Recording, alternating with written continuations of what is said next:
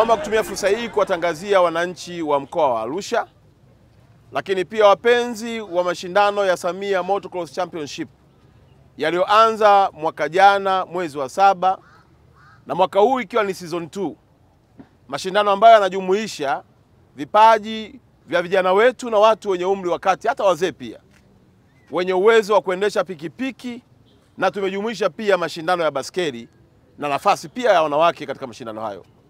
Msimu wa pili wa Samia Motocross Championship tumeongeza zawadi kutoka mshindi wa kwanza milioni 10 kwenda milioni 15, na kutoka mshindi wa pili milioni 7 kwenda milioni 10, na kutoka mshindi wa tatu milioni 3 kwenda milioni 5. Na hapo pia tumezingatia pikipiki za expert kama hizi. Kuna MX1, kuna MX2, kuna MX3. Lakini pia tumejumuisha na bodaboda. Na mshindi wa upande wa bodaboda atachukua takriban milioni 5. Tunataka mashindano haya si tu yawe chachu ya vijana wa mkoa wa Arusha, lakini pia iwe alama ya mkoa wetu katika mashindano haya kwa Afrika na dunia kwa ujumla. Washiriki ni Watanzania wote na wana Afrika Mashariki wote. Tunawaalika ndugu zetu kutoka Kenya, tunawaalika ndugu zetu kutoka Uganda, Rwanda, Burundi na sehemu zingine zote, wakiwemo na ndugu zetu sana kutoka Zanzibar, kuhakikisha kwamba wamejiorodhesha na wameshiriki kikamilifu katika maandalizi ya mashindano haya. Tunakwenda kutengeneza uwanja wetu kwa uwanja wa kisasa. Na niwaambie ndugu wa Tanzania, uwanja wetu tunakwenda kufukia makontena 3. Kutakuwa na matuta lenye urefu wa usawa wa kontena. Kwa hiyo kontena litakaa chini, juu yake tutaweka udongo, litakuwa tuta. Tutatengeneza hayo 3. Lakini pia tunaenda kutengeneza uwanja bora kabisa wa kimataifa, kuhakikisha kwamba kuna maeneo ya matairi. Kuna vikwazo vya aina mbalimbali, mpaka na mabwawa wataingia watu kwenye maji, watatoka na tumpate mshindi.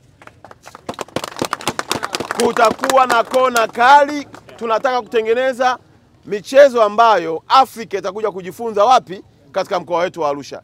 Sambamba na hilo, wachezaji kama hawa kwa mara ya kwanza wanaenda kukimbia wakiwa wamevaa kamera zao.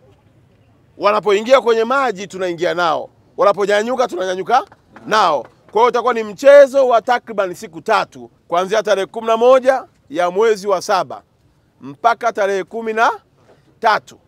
Mashindano ya siku ngapi? 3.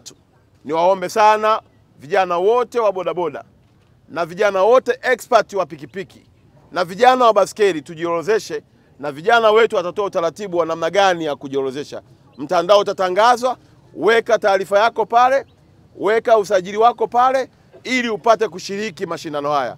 Mashindano haya yanakwenda kuwa chachu na chanzo kingine cha kipato, lakini pia kuongeza heshima na thamani ya vijana ambao walikuwa wanaonekana kama ni wezi, wahuni, bali ni vijana wanaotafuta na wenye vipaji ambao serikali ya mkoa tumeamua kuwashika mkono. Na Daktari Samia aliyeweza kulipia tiketi za ndege za hawa ndugu na kuwapa pasipoti, ameahidi atatupa kila aina ya sapoti kuhakikisha kwamba vijana wa bodaboda na maexpert wa pikipiki katika mkoa wa Arusha na Tanzania kwa ujumla wanaendelea kufurahia amani ya nchi yao, kufurahia upendo na mshikamano na uchumi wa Tanzania.